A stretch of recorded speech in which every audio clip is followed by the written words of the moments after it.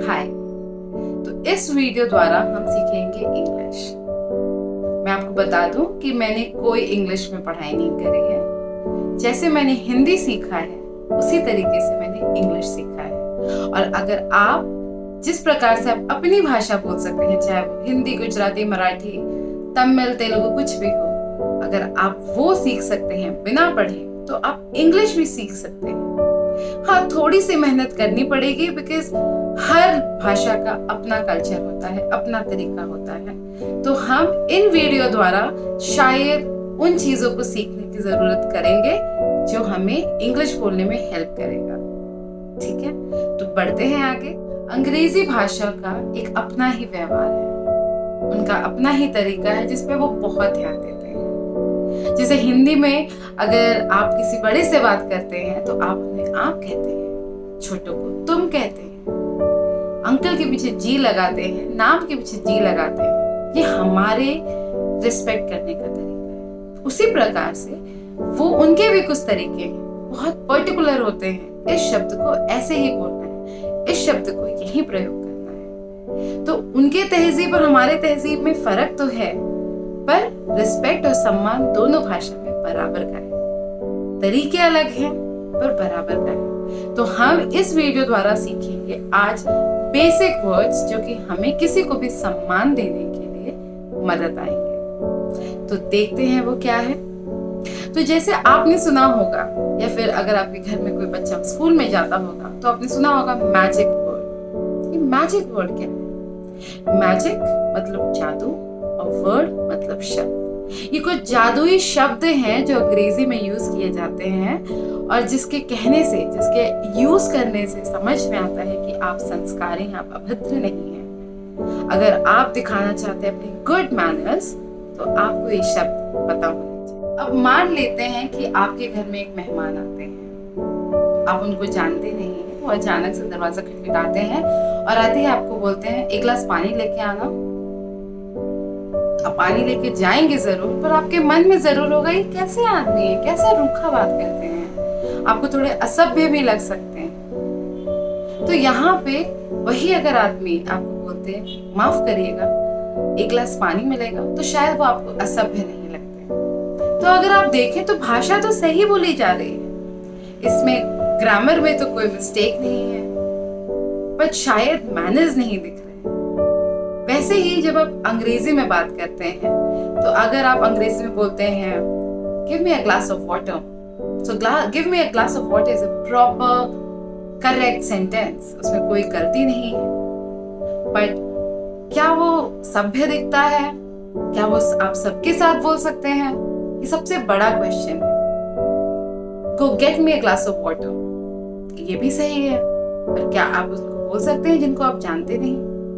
तो अगर आप विनम्र रहना चाहते हैं, विनम्र दिखना चाहते हैं, तो आपको बोलना पड़ेगा please.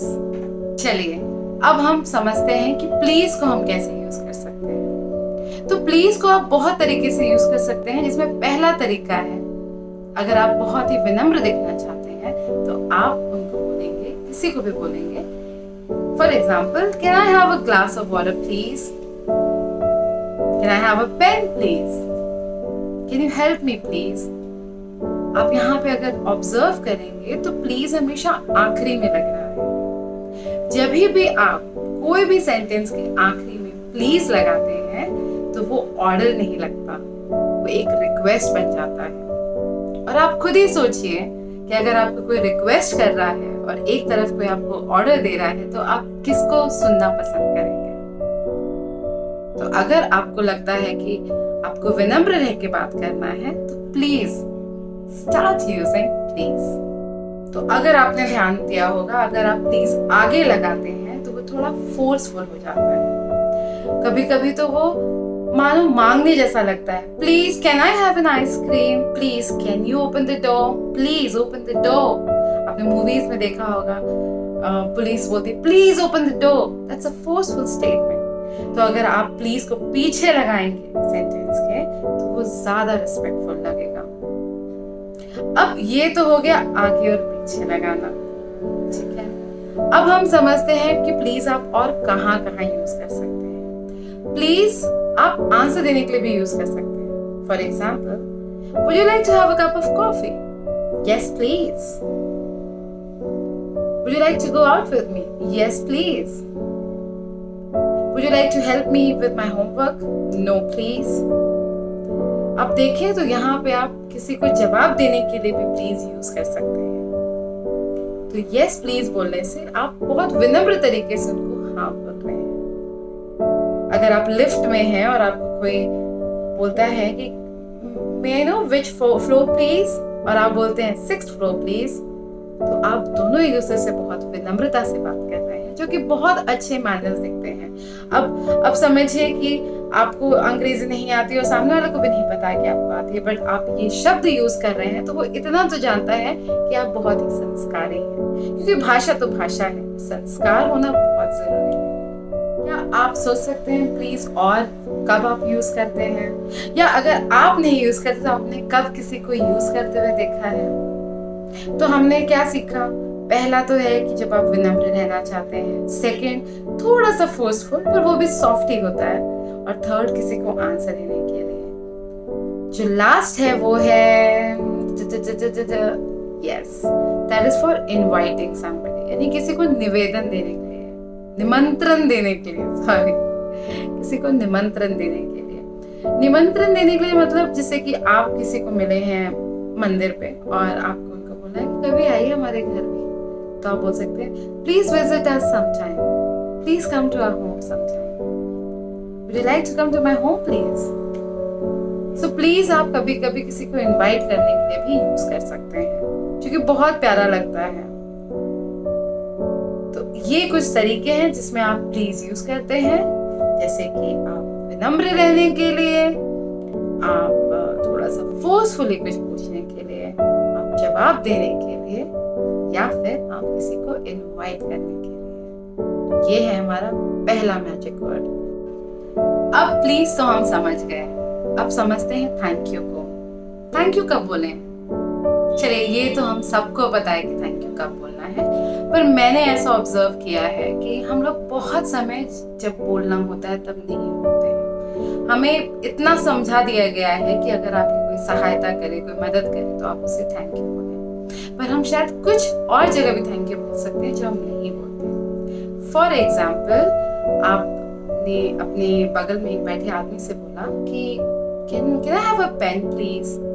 This guy said yes please, and he started looking into the bag. मतलब वो अपने बैग में जाके ढूंढने लग गए पेन को। वो सारे चेन जेब सब खोल के देख लेते हैं, पर उनको पेन नहीं मिलता, तो वो आपको पलट के बोलते हैं आई एम सॉरी।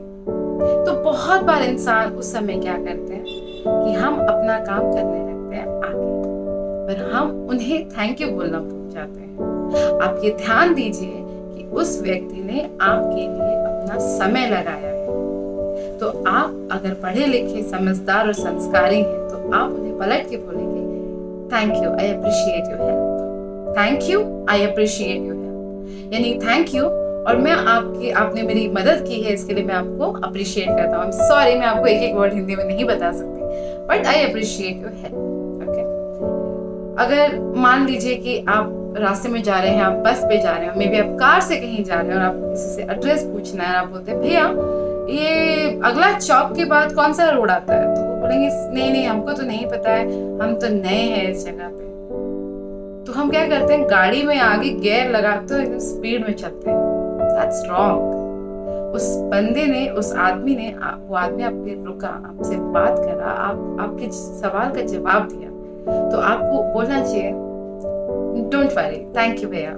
सो आप इस समय भी थैंक यू बोल सकते हैं और आपको बोलना भी चाहिए। ऐसे बहुत समय होता है कि जब लोग हमारी मदद करना चाहते हैं पर वो थोड़ा सा असफल हो जाते हैं उनकी सिचुएशंस के कारण, तो आपको ध्यान देना चाहिए कि आप उन्हें आप हमेशा थैंक यू। अब ये तो हो गया अगर आपकी किसी ने मदद की या फिर आपकी कोई मदद करना चाहता था, वो थोड़ा सा असफल हो गया, ठीक है।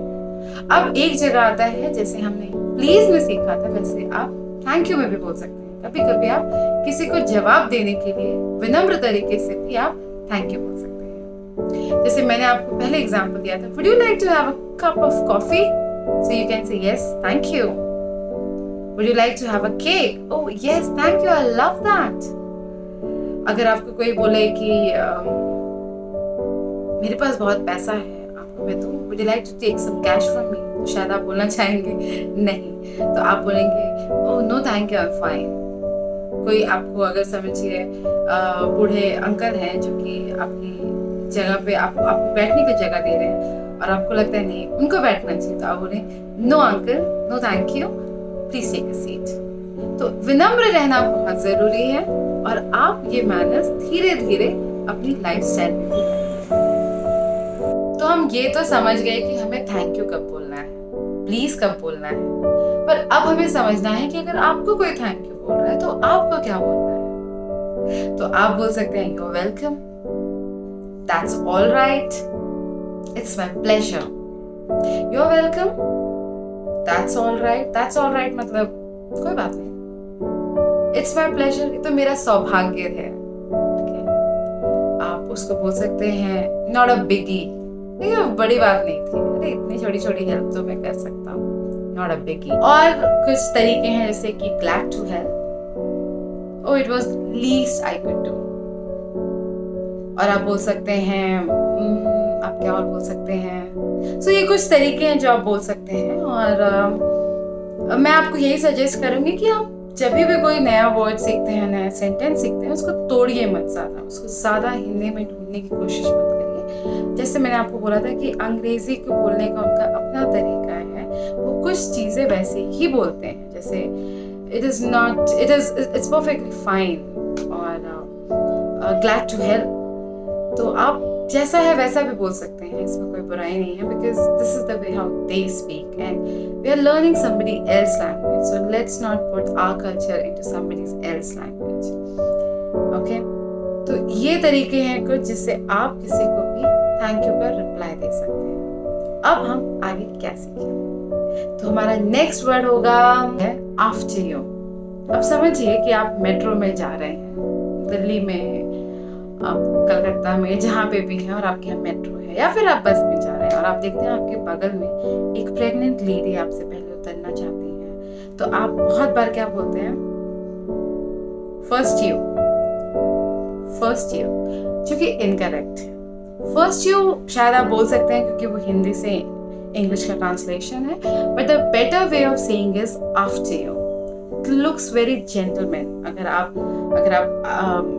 एक जेंटलमैन जैसे बिहेव करना चाहते हैं और आपके हमेशा पीछे अगर समझिए आपके साथ कोई लड़की है, तो आप उसको पहले दरवाजा खोल के आप बोलिए आफ्टर यू मैम। अगर आपके साथ सीनियर सिटीजन है तो आप बोलिए आफ्टर यू। आफ्टर यू मतलब आपके बाद, ना कि first you. First you is little rude, after you is full of respect, और यहाँ पे संस्कार दिखता है। अब नेक्स्ट वर्ड है अलाउ मी। अब समझिए कि आप गली में अपने दोस्तों के साथ खेल रहे हैं और आपके दादाजी वहां से एक भारी भरकम बैग लेके जा रहे हैं और आपको जाके दादाजी को बोलना है कि नहीं दादाजी दीजिए, ये मैं उठा लेता हूँ। तो आप उसको हिंदी में शायद ट्रांसलेट करके बोलेंगे give me your bags, I will go give it to my mom. Instead of translating you can say allow me, let me help you. This is more polite, this is more professional. Allow me, let me help you. अगर आप बस में travel कर रहे हैं और आप देखते हैं कि एक महिला बहुत ही परेशानी में है और वो एक हाथ से बैग संभाल, एक हाथ से बच्चा संभाल रही है और उनको कुछ मदद चाहिए और आपको शायद आप चाहते हैं कि वो बच्चे को आप गोद में लेके आप हेल्प करना चाहते हैं, तो आप उनको बोल सकते हैं allow me ma'am, can I help you, shall I help you, allow me. So allow me is a way of giving an option to the opposite person. आप सामने वाले को एक ऑप्शन देते हैं जिसमें वो आपको yes और no बोल सकते हैं, जिसमें आप उनको फ्रीडम देते हैं कि वो बता सके कि आपको उनको हेल्प करना है कि नहीं। Allow me to take your bags. If they would like to allow you, they will say yes, sure, yes, please, which we have just learned. If they do not want to say, they'll say, no, thank you so much, I appreciate your help. But try to say, allow me. Okay? अब ये तो हमने बहुत सारी चीजें सीख ली। अब एक और वर्ड है जिसको हम कहते हैं excuse me। तो अगर आप सीखते हैं आपको बोलना है एक्सक्यूज मी। अगर आप समझिए आप कोई बात कर रहे हैं, दो जन बात कर रहे हैं और आप बीच में जाके उनके टोकते हैं, तो हमारी आदत क्या होती है, हम दो लोग गप्पे मार रहे हैं, हम तीसरा के बैठ गया और सुन रहा है। ये बहुत ही अभद्र कहलाता है।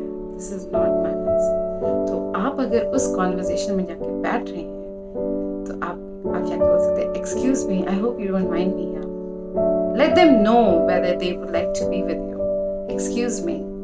अगर आप समझिए 3 लोग बात कर रहे हैं और आपका वहां मन नहीं लगा और आपको शायद वहां से किसी और से बात करने जाना है, तो आप उनको बोलिएगा एक्सक्यूज मी।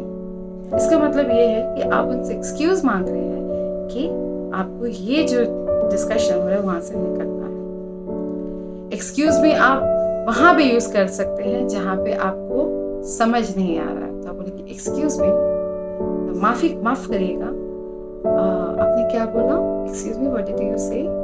समटाइम्स ये थोड़ा रूड हो जाता है because nowadays the tone of this changes. आप कहते हैं एक्सक्यूज मी, ये आप किसको बोल रहे हैं, तो थोड़ा सा रूड भी हो सकता है। तो आपको ये अपनी टोन के साथ यूज करना है in such a way that it looks polite. तो आप एक्सक्यूज मी भी यूज कर सकते हैं। आप छींक रहे हैं, एक्सक्यूज मी। बहुत सारे लोग पब्लिक में दांत में से कुछ निकालते रहते हैं। अगर आपको वो करना है तो आप ऐसे हाथ करके, ऐसे हाथ डाल के और फिर आप करें एक्सक्यूज मी। आप एक्सक्यूज मी बोलें। एक्सक्यूज मी से आपके मैनर्स, आपका संस्कार दिखता है। अब समझिए आप बात कर रहे हैं, ओके, और बात करते करते आपके फ्रेंड कुछ बोल गए जो आपको समझ नहीं आया, तो हम क्या बोलते हैं, क्या बोली, सॉरी, ये तो हमारा बहुत कॉमन तरीका है।